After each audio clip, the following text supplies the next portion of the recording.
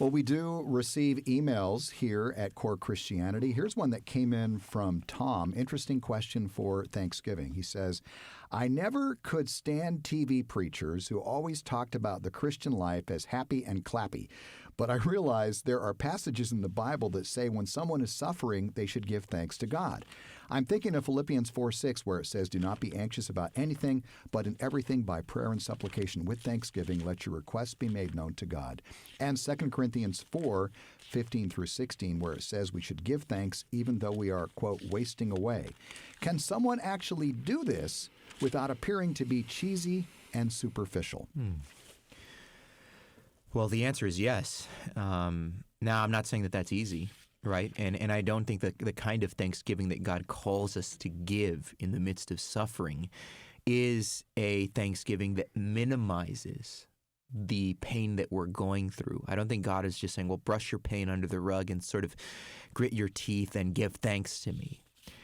So it's not giving thanks for the suffering as suffering, if you will.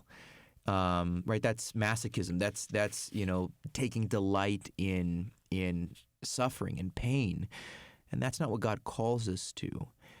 It's the realization that God is able to work, and so often does work, in and through our suffering and pain. Now, we may not fully comprehend what exactly God is doing in the midst of a trial. And so often we don't. We don't have those answers. Sometimes we don't have those answers here on earth. I mean, we're not going to know fully, God, why did you allow that? And maybe we won't have any answer this side of heaven, but maybe in the presence of the Lord, then we'll understand. We don't know why God allows certain things, but we have the confidence and hope that He loves us and that He's able to work in and through those things. I think of what James says in James chapter 1, count it all joy, my brothers, when you encounter various trials, knowing that the testing of your faith produces patience. And so for the believer, there is this conviction that even through suffering, God is producing something in us. And so we're giving thanks to God because He's sovereign, because He's in control, and because He's able to work in and through our circumstances even when we don't fully understand that.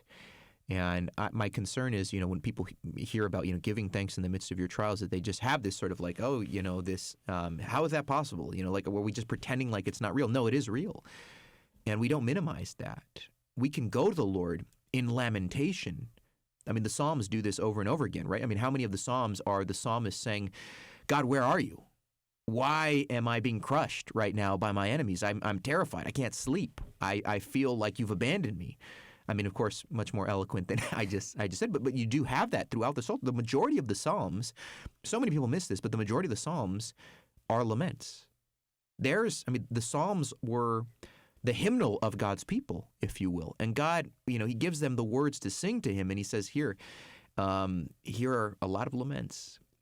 Because God knows, I think, what we need. And the fact that the Christian life, the life of His people, is one where there is pain and suffering. We're not exempt from it.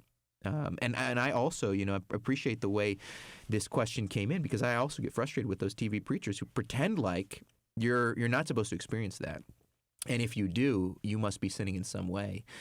Well, no, that's the heresy of the prosperity gospel. But we can and we do give thanks that God is at work even in the midst of our suffering. And that's how we make sense, I think, of those texts like Philippians chapter 4, verse 6. Don't be anxious about anything.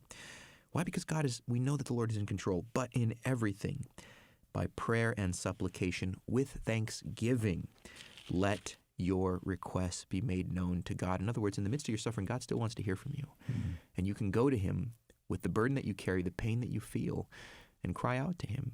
And you can give Him thanks because you know who He is. He's sovereign. He cares about you. He's the Heavenly Father who loves you. And pray to Him for relief, for strength. And in that, with thanksgiving, pray with thanksgiving.